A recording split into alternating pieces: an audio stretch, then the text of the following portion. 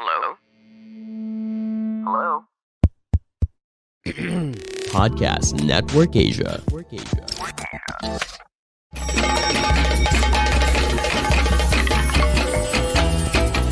Welcome to She Talks Peace, a podcast that highlights the role of women peace builders around the world in bringing lasting peace and security to communities. Eavesdrop on their communities and get to know their stories.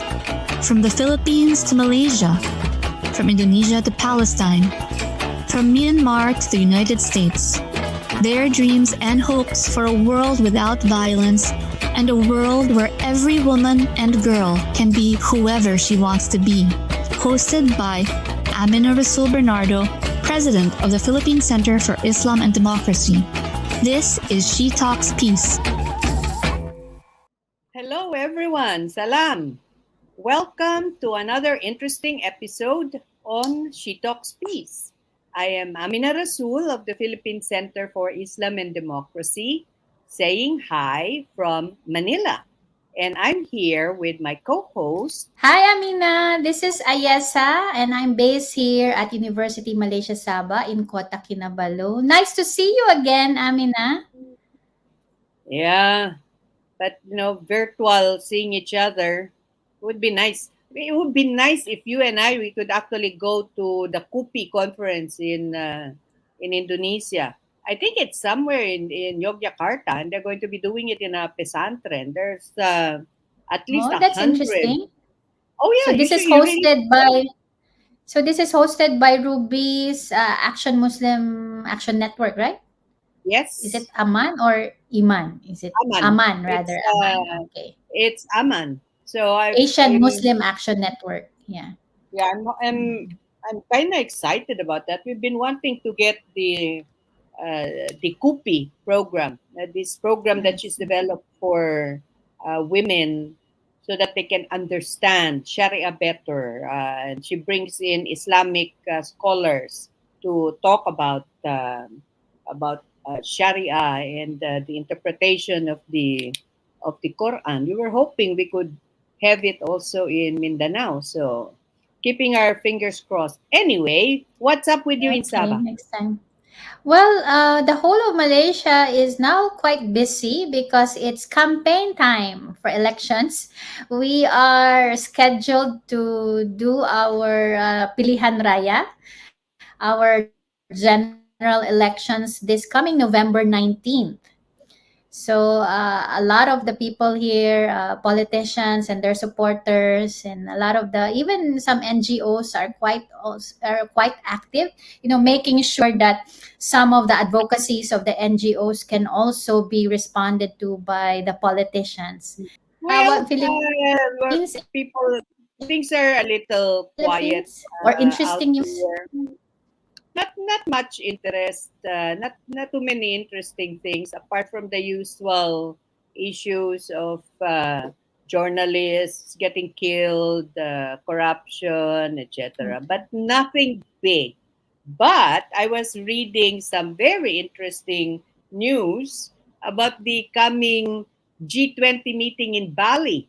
That's on November 15.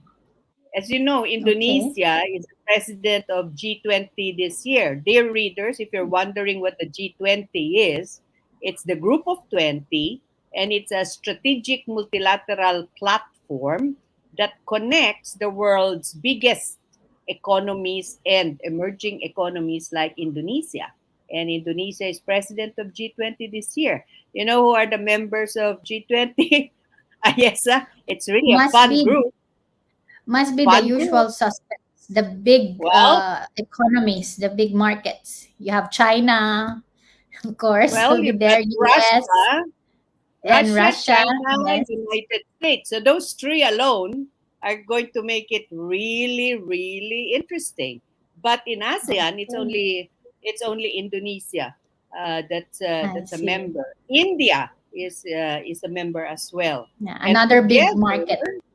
Oh, yeah. And together, the G20 members represent more than 80% of the world's gross domestic product. But I was reading the news, and the Jakarta Post Indonesia's English paper had an editorial, and they made an appeal to the world leaders. And they said, please don't come to Bali to quarrel. because because and there's another thing. Indonesia's foreign minister Retno Marsudi said in an interview that G20, this meeting in Bali, could actually be the most difficult of all the G20 meetings Mhm. because of the Yeah, must be. geopolitical and economic issues, and all of the other issues that have come to haunt our world. I really, really hope that Indonesia is going to be the peacemaker, Ayesah. You know that the ASEAN Leaders Summit is coming up in November, and Yes. Indonesia is going to be the president of ASEAN. There will be a change from Cambodia to Indonesia, So it's and we're kind of coming back to circle, the rotation yep, and we're really, of the really chairman. excited because the Regional Plan of Action on Women, Peace, and Security is set to be approved at the coming ASEAN Leaders Summit. That's So, right. Yeah. and you know very well, yes, over the past months, we have been hosting consultations with civil society, Mhm. academia, the religious youth, to find out what they think about women, peace, and security, and what they think ASEAN should I include in a I plan, think right? within ASEAN, Amina, your initiative, conducting all these consultations, which is primarily civil society led, I think this is the only activity of such kind, right? That at least you Um, involve other ASEAN countries. Do you know of any other civil society led consultation on WPS? well, our friends from the Southeast Asia Women Peace Builders, Ruby and the others, I think they're trying to get the women-led organizations, the members Mm-hmm. of the network, to have Mm-hmm. country by country discussions on what they would like to see. Because in ASEAN, there are only two countries with national action plans, and that's the Philippines and Indonesia. But ASEAN wide, I think we're the only ones that have been organizing this. But we're really doing this to help with the providing inputs on the drafting. And this is thanks to the government of Canada and UN Okay. and UN Women. So kind of exciting. We're really waiting with bated breath that something good is going to uh, happen when when they approve the regional plan of action. Yeah, since we've Yeah. been talking a lot about Indonesia, why don't we bring in already our special guest for this podcast? Luckily, Ayesah, our guest today is an expert on all things political and foreign policy in Indonesia and ASEAN. Yes, we would like now to welcome on our podcast Professor Dewi Fortuna Anwar. Professor Dewi? Hello. Thank you for having Hi, me. And Professor. Yeah, yeah, thank Professor you. Dewi is a research professor based at the Badan Riset dan Inovasi Nasional. So in English, it's the National Research and Innovation Agency in Indonesia. So it so happens that this is a supra body, of all the research institutions in Indonesia. So I'm sure Professor Dewi here can tell us a lot about policy directions of the government of Indonesia. Welcome again, Professor Dewi, to podcast to She Talks Peace. Thank you very much. And it's lovely to see you, even though on the online, Amina and Ayesah. I saw Amina last when we were in Singapore for the International Singapore. Conference on Cohesive Society, when people were talking about how to build a cohesive society. And I hope that's something that's also going to be talked about in the G20 meeting. but Well, but it's very Dewi, challenging, yes. you you had been quoted before saying that Indonesia has a nurturing role in ASEAN, and I mean we have to remember that Indonesian was instrumental in the formulation of the ASEAN Charter and that was only in 2000 in 2007. So Ayesah and I were talking about the regional plan of action for women, peace, and security. So, what do you think, Dewi? Can we count on Indonesia's leadership to support the implementation of a regional plan of action for women, peace, and security when it becomes chair of ASEAN? Is that Well, going to happen? firstly, I think, when we're talking about the region, about ASEAN, can I go back forward when I said about Indonesia has a nurturing role in ASEAN? I think Yes. this goes back, why we had ASEAN in the first place, because don't forget that before ASEAN was established, our region was full of conflict. And in fact, Indonesia was one of the troublemakers with its policy of confrontations against Malaysia. And the Mm-hmm. Philippines also had And a the conflict Philippines. with Malaysia. And Indonesia, of course, is the largest country in the region, and we have seen that in many parts of the world, regional organizations, which in some aspects, do not always work well, have become too much dominated by the largest member. Mm. We shall not name names, but usually there is Mm-hmm. a tendency for the largest partner to exercise a more hegemonic role, and usually, that does not lead to a very peaceful region, because there'll be resentment and so on. So when I say that Indonesia's nurturing role in ASEAN, it has curbed its formerly confrontative tendency, and have actually promoted peace and cooperation within the region, and also curbing its natural tendency to throw its weight around by becoming much more nurturing, and among others, through a foreign policy that is not too high profile. It has been criticized sometimes that it's no profile, but the fact of the matter is that the survival of ASEAN itself depends on all members, but the bigger members do have a bigger role.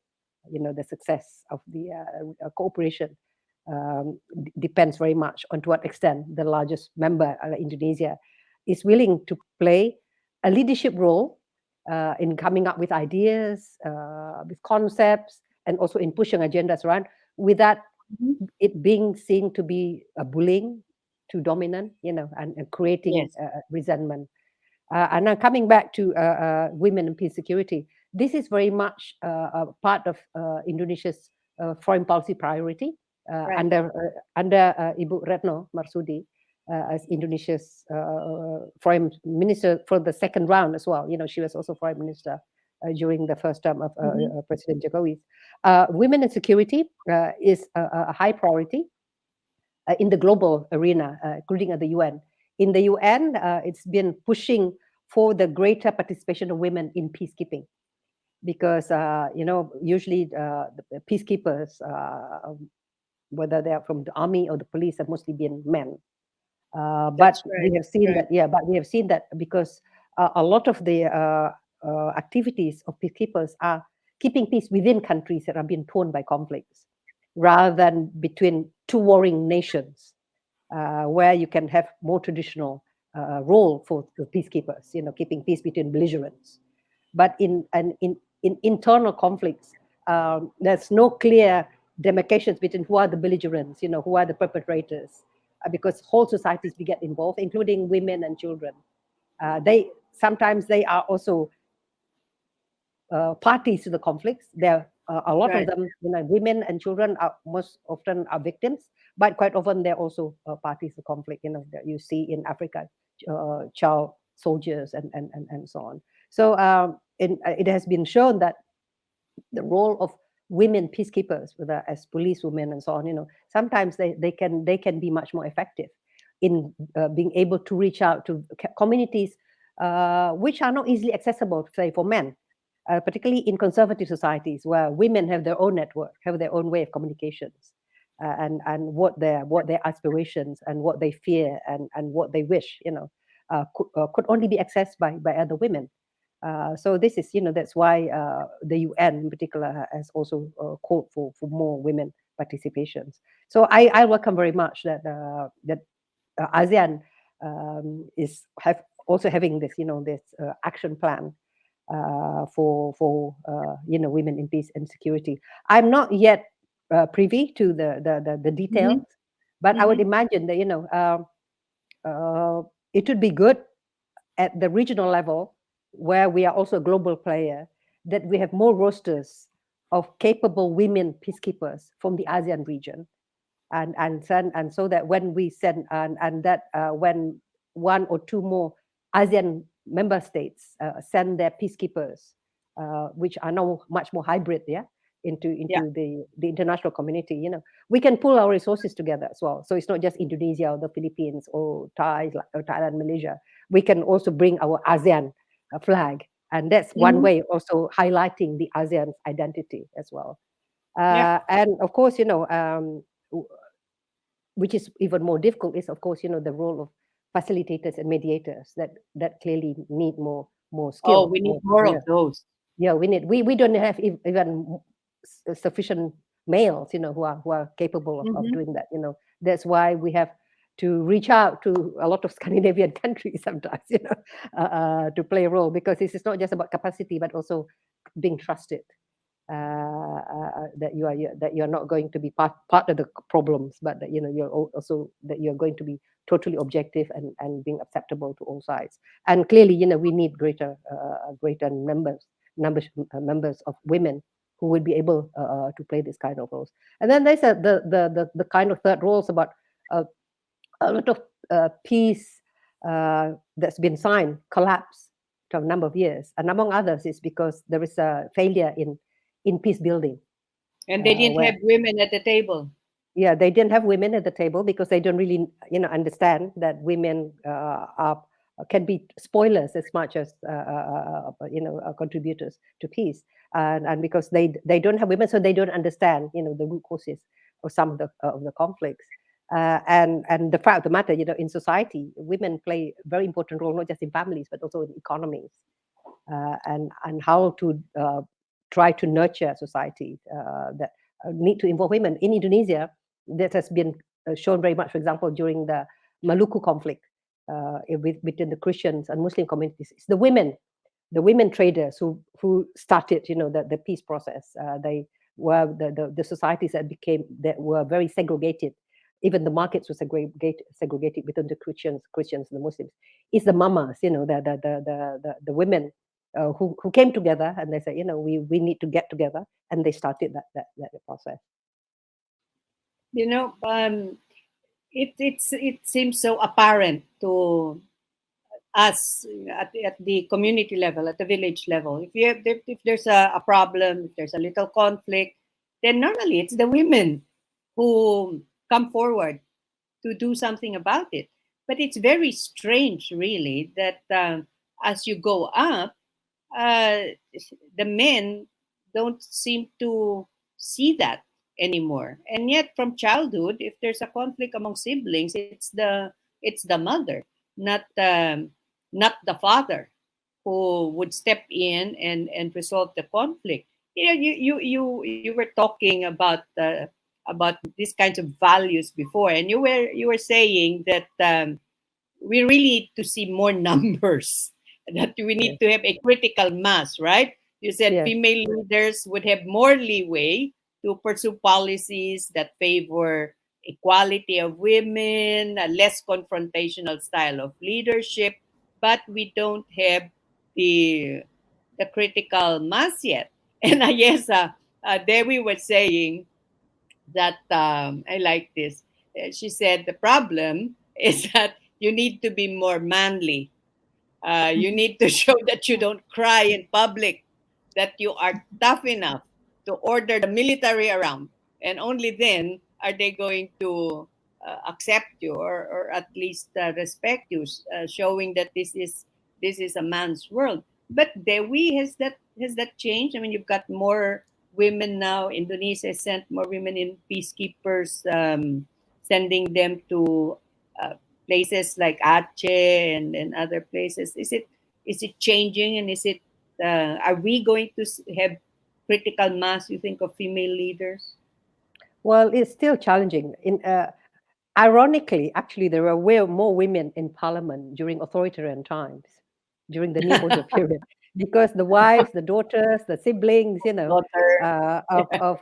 of male leaders, would be sent to seats in parliament. When we are competing on, which is still not a level playing field, when you have to compete uh, for leadership at party level and go and win votes, it's still it's still a struggle. It's a struggle even for the men, let alone for the women. In Indonesia, the only party leader who is a female is the PDIP, and that's not because of too much competitive position. Ah. Former President Megawati is there by virtue of birth.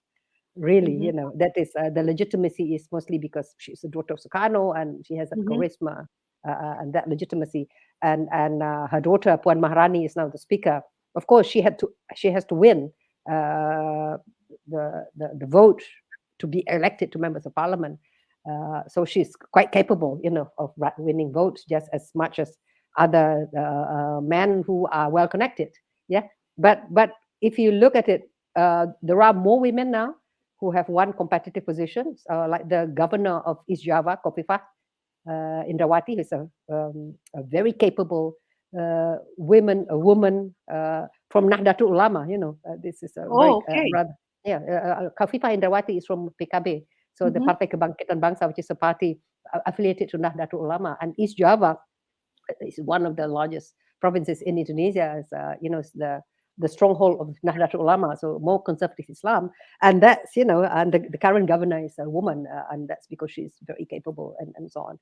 But still, the fact that the matter that I can easily cite, who these people are, tells you that there are not that many yet. Within the cabinet, we have more capable women. In fact, no longer in positions that were considered to be women positions, like social affairs or women affairs. But our Minister of Foreign Affairs is, a tough lady, Ibu Retno, and our Minister of Finance is considered to be one of the best finance ministers, in the world. That's Sri Mulyani, and there are many more, very, very capable, very, very strong women. But the critical mass, I would say, is still not there yet. If you're going to look at the G20 leaders, which country is now led by a woman? I don't think any of the. Ayesah, do you know if any of the G20 has a woman leader? I don't think so. None at all, none. Yeah, I mean, if it was if it was done 2 weeks ago, the UK would have a female prime minister. Yeah. Yeah. Professor Dewi, since you mentioned the former President Megawati and also her daughter, who are very prominent national leaders, what did you think about their leadership? Can we describe them as our usual suspects for peace building? Did they contribute to peace in Indonesia or elsewhere? Well, I mean, Megawati is very much an icon of democracy. Yeah, because Okay. when throughout the New Order period, she was really oppressed. When she was elected leader of the chair of the at that time Partai Demokrasi Indonesia (PDI), the government, the Suharto government, intervened and tried to replace. Always tried to sideline her and made her politically marginalized, and so she became a very prominent democracy icon. And there was a lot of hope that she would be that democracy icon. And in terms of democratic consolidations under Megawati and the earlier presidents, Indonesia's democratic index actually went up. Yeah, and during Megawati period, in fact, a lot of internal conflicts were resolved. The Moluccan conflicts, for example. But if you look at the player in the Moluccan conflicts, it was Bapak Yusuf Kala who was the mediator. Yeah, When he Yeah. was a cabinet minister, he was one of the prominent ministers under Ibu Megawati. He was coordinator for social affairs at one point. And the coordinating minister for political security affairs was at the time retired General Susilo Bambang Yudhoyono. These two men were in fact very prominent in helping, of course, helping the president. But what was marked during Megawati's time is the failure of the ceasefire in Aceh. Mm-hmm. If you remember, there was an attempt to bring to an end, the regional conflict, the regional rebellions in Aceh. Right. At first, it was facilitated by at the time it's called Henry Dunan Center, who facilitated this ceasefire agreement between the government in Jakarta and the Free Aceh movement. But of course, there was not enough goodwill on either side, and in fact, under Megawati, the ceasefire collapsed, and Jakarta, in fact, introduced this emergency law. In fact, greater military control of Aceh during the time. It was only after the tsunami and when President Susilo Bambang Yudhoyono became president and Bapak Yusuf Kala was vice president that the real push towards peaceful negotiations took place. And in fact, Pak Yusuf Kala played a very prominent role in the whole negotiation. So somehow the experience of Ibu Magawati reminds us also in the Philippines, Amina, about former President Macapagal Gloria Arroyo. Before our podcast started, the three of us were having a conversation about just because you're a woman leader, it doesn't mean that you're going to be a peacemaker. And I was also talking about the late President Fidel V. Ramos, who was a renowned general, and he was the peacemaker who actually brought the various rebel groups to the negotiating table and who supported the empowerment of women, I think even more than the two women presidents that we had. And we were, these are two generals. You've got your general in Indonesia and our general in the Philippines, and they were the ones who were so focused on peace building, on negotiations. So just because biologically, right, Dewi and Ayesah, biologically you're male or female, doesn't really mean that your role in society is going to be peacemaker or troublemaker. I mean, the gender issues in our different cultures have much to say about the role that our leaders, our women leaders, are going to play. Sometimes, because of this lack of critical mass, women who are leaders are still in the man's world. That's right.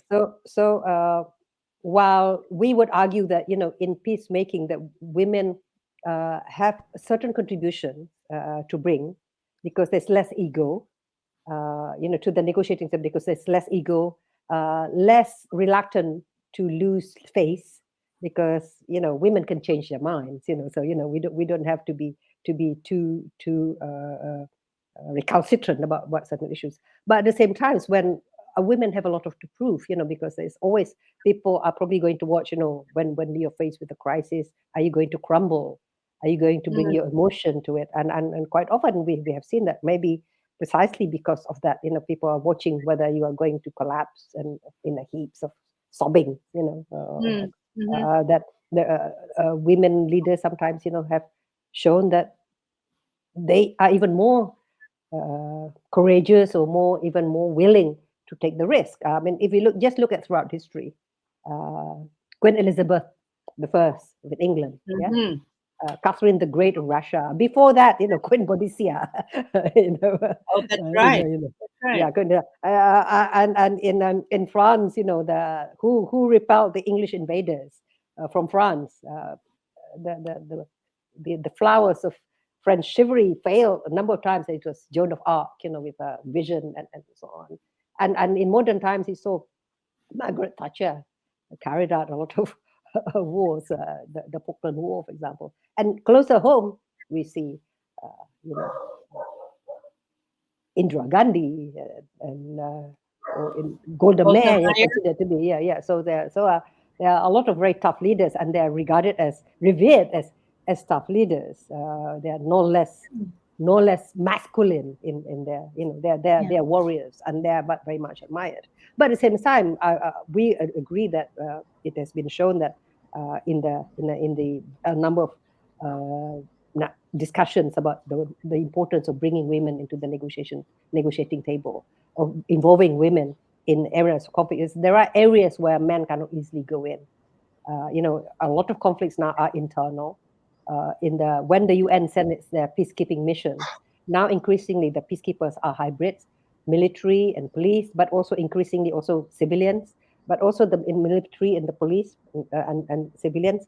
There are more women now that are considered to be necessary, particularly because they have the ability to go into communities and to arenas in which might not be easily accessible to men. People might clam up, might Yeah. not be as open, about what is going on in that particular society. Yeah. The communications around the water well, there's not going to be that accessible to men. Yeah, where women go together and collect water, for example, in areas where running water is not available, and that's kind of area sometimes where information, critical information, can be gleaned. Women who are active in marketplace, they can bring together from different conflicts and parties and come together. Dewi, I think more than 10 years ago, maybe 15 years ago, the Philippines is kind of macho, very patriarchal system, very macho led society. But there was a survey conducted by our leading pollster, social weather stations, about women in peace building. And would you believe that majority of the respondents, male and female, from north to south, said women will make better peacemakers, better negotiators and mediators. So I guess the roles that women have had to play in our societies, keeping the peace within the family, nurturing, like you keep, have been stressing, the nurturing role, making sure that we are a cohesive family.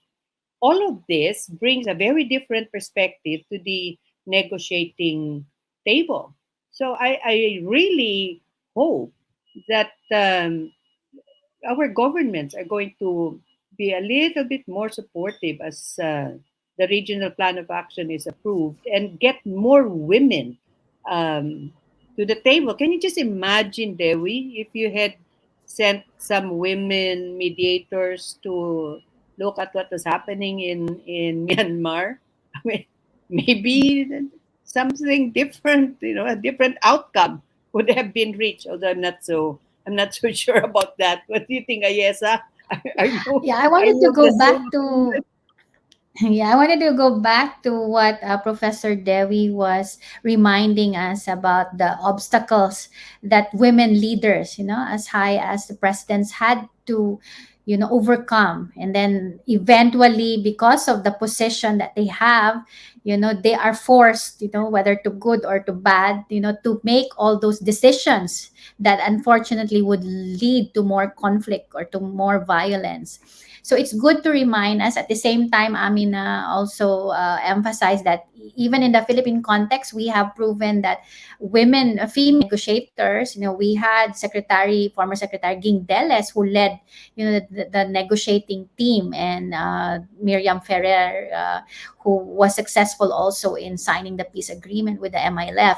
But then again, as Amina mentioned, the possibilities, especially in ASEAN, of really sending out women facilitators like UN tried to do this year. The United Nations sent not necessarily exactly a facilitator, but an envoy to Myanmar, hoping that Dr. Nolene Heiser can play up that role, to some extent, as an ambassador of peace, perhaps.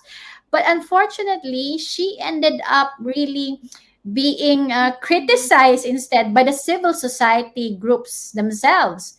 So again, I think we really also need to listen to, to other women, especially with civil society. How can we really bring, and rather promote, what kind of women facilitators do we need, as peace mediators and those involved in the negotiating panels? What do you think, Professor Dewi? What is the idea of women, about other women becoming peace negotiators and facilitators? Well, when it comes to issues, I tend to be gender neutral. When we're talking about hard issues, whether you're negotiating trade agreement, issues on climate change, whether you don't look at, whether you're dealing with a woman or a man. Is what are the issues? But what there is an expectation, bringing to the table. What do women bring to the table as opposed to men? What is the quality? So clearly, everybody, all the negotiator needs to be well informed about what it is that they're negotiating, what are the end goals, what are the obstacles, and what are the necessary ingredients, for that. So everybody has to be well equipped. So let's focus about first, whether it's a male or female, it has to be well equipped, and also has to be consistent. And this is my criticism of ASEAN is, there's a wrongdoing from the very beginning, that you have a rotating special envoy. You can't do that, because acquiring the information, acquiring the trust, when you're trying to be a facilitator, the most important thing is you have to know what you're doing. What are you facilitating? Who are you going to be talking with? And then it requires the building of trust first before people are willing to talk to you. If you're going to change every year as you rotate the chairmanship ASEAN, how are you going to build that in-depth knowledge first? And how are you going to build the trust? Because you don't know the other side, and the other side do not know you. By the time they get to know you, you change. So regardless of whether it's a male or female, if ASEAN continues to have this special envoy, which is ex officio in Myanmar, is going to fail. Yeah, because that in-depth knowledge and the trust building is not going to be around. And then secondly, the criticism is, I think the criticism is not because somebody is a woman or somebody is a male, because is that somebody considered to be well equipped, well informed enough, and independent enough, and at the same time well connected enough. So you have to be trusted by those in the ground, but at the same time you need to be to be trusted also. That what you whatever you deliver, it will be enacted upon. So the having being trusted by all sides to the conflict will be very, very important. But now you're talking at the different level of facilitate mediation and which creates different skills. But what is equally important is to bring people who have lived through the conflict, and men and women and young people have different perspectives sometimes on what they experience, and how conflicts affect their life, and what they need, what they need to bring to the table. They can share that experience, with others. So it's not just the highly skilled diplomats or scholars who have done their PhDs on conflict resolution, for example. You also need to bring the community leaders and people who have gone through the various conflicts. Like in Indonesia, for example, one of the most effective interlocutor in de-radicalization, in counter-terrorism, are those who have been involved themselves, in various violent extremist activities. That's and, right. and they've been brought into that, and then so they know the experience, and they can talk the language, and you can bring them to talk to those who you want to convince, to get out of the extremist groups that they are still involved in. So you can't just bring someone, cold, Mm. Mhm. theoretically knowledgeable about terrorism, for example, but who cannot really be trusted by those who you want to convince.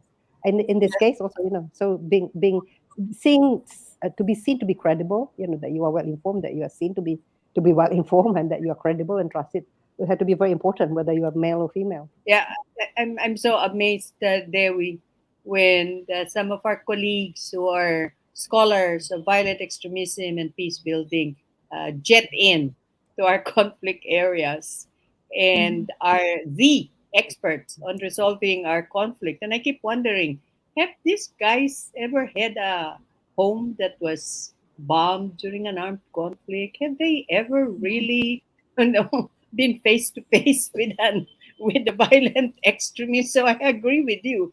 The context, the ability to speak the language, because you are part of the experience, matters a great deal. Whether you're male or female, context matters. You were saying, Ayesah? And the experience, Amina, I'm glad to hear those words from Professor Dewi. Really, it's the experience of being, going through that conflict and peace process itself.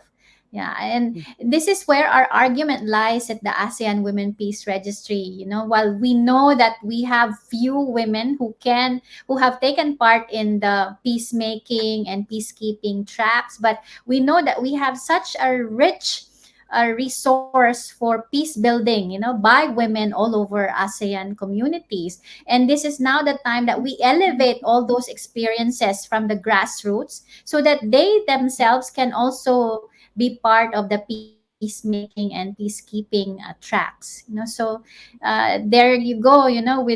There's actually a lot of opportunities for those who have been involved in grassroots based peace building. Yeah. Yeah. Different Yeah. tracks. So the role of the experts will be to provide the conceptual framework. The framework, yeah. The framework, the comparative perspectives, and what don't work.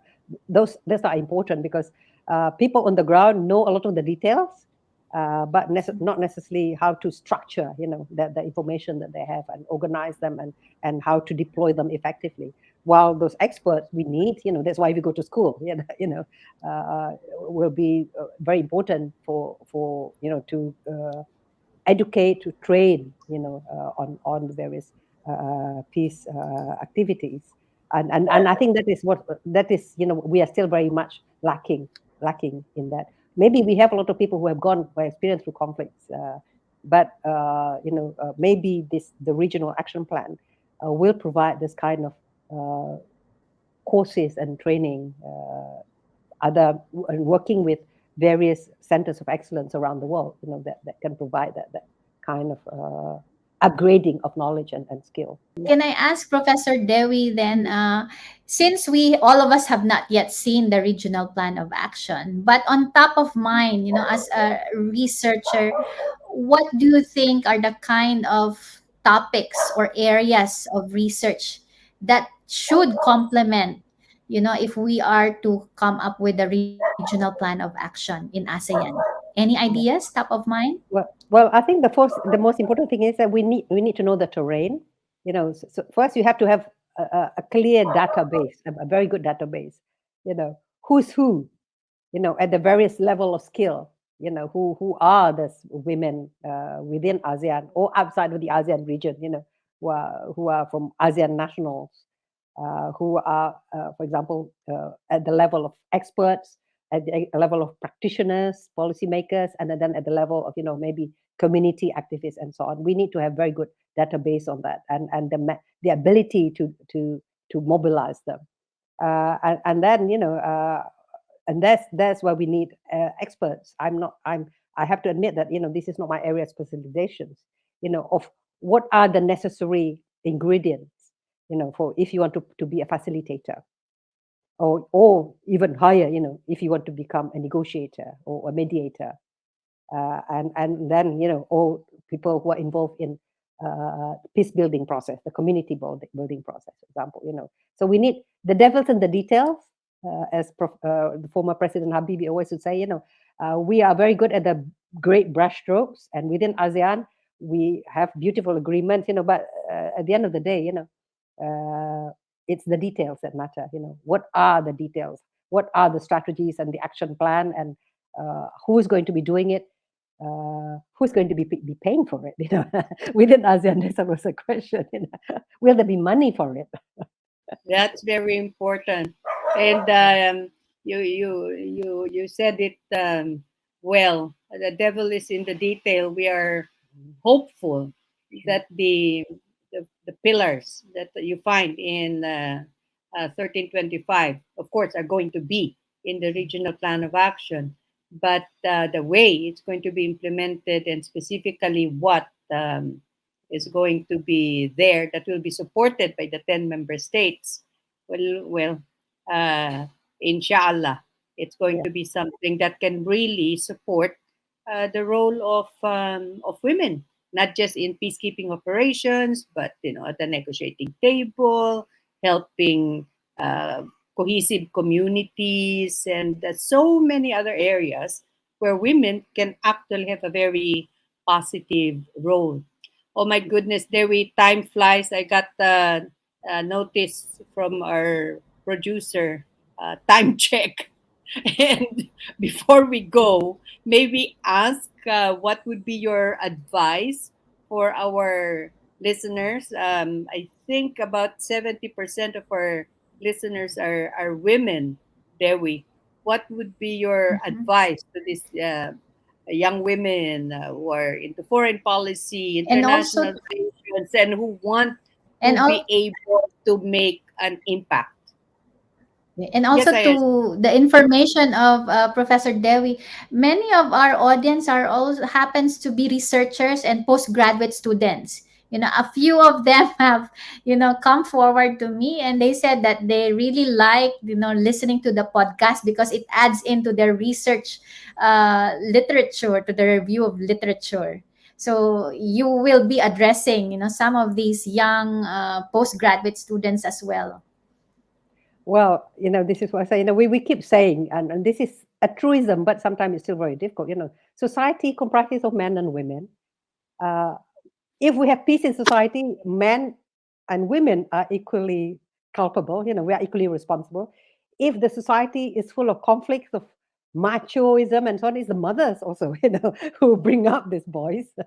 I'm sure, they also inculcate values, and so it's for us. It is very important, not just to be numbers, but also to have our voice heard, and to make it matters you need to work to make it matters. If women do not want to be treated as objects of policy, but to be subjects, then you need to play a role as subjects. Do not expect things to be given on a plate.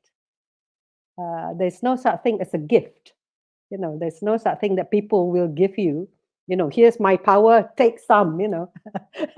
Don't be ridiculous. That's not going to happen. There's no So free lunch. there's no free lunch. If you think that you want to play a role, then you have to make sure that you're well equipped to play that role, and not to be an embarrassment, and do not only be around as the token female. It's better not to Exactly. be around than to make up the numbers only. So critical mass is important, but it's not just to make up the numbers.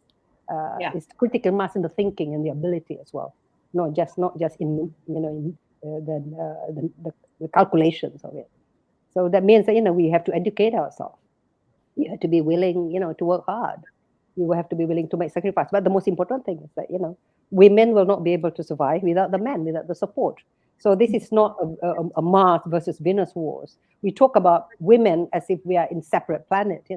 Any successful family have to see the real partnership between the husband and the wife, between the fathers and the mothers. We all have different roles to play, and we need to support each other. So I do believe that successful women in Southeast Asia, like ourselves, we have been able to play an active role outside because we have great support from our family, from our parents who do not Agree, discriminate agree, against agree them, to that. from our spouse, from our children. who do not complain that mom is not always there to make breakfast for them. Absolutely.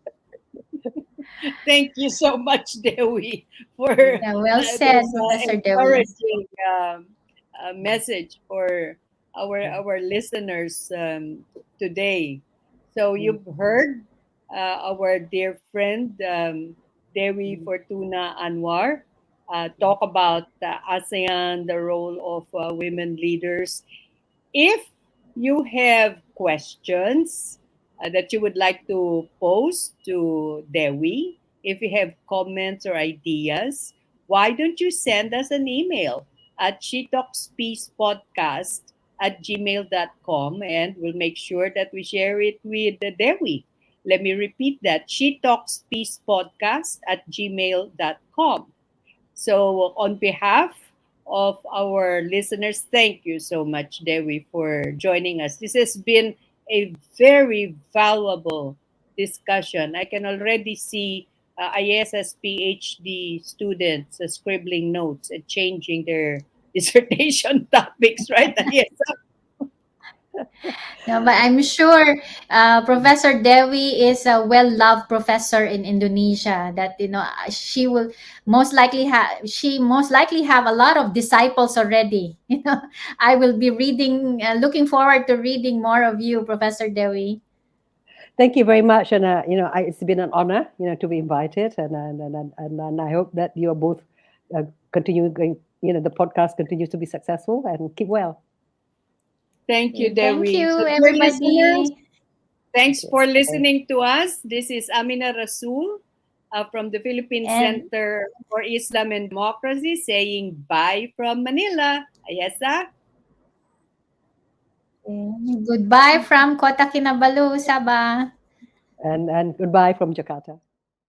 She Talks Peace is brought to you in partnership with Podcast Network Asia and Podmetrics, the easiest way to monetize your podcast. For more information, check out their website at podcastnetwork.asia and podmetrics.co.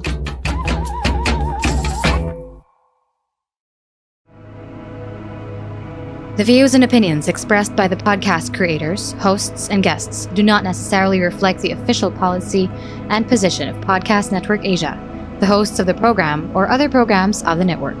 Any content provided by the people on the podcast are of their own opinion and are not intended to malign any religion, ethnic group, club, organization, company, individual, or anyone or anything.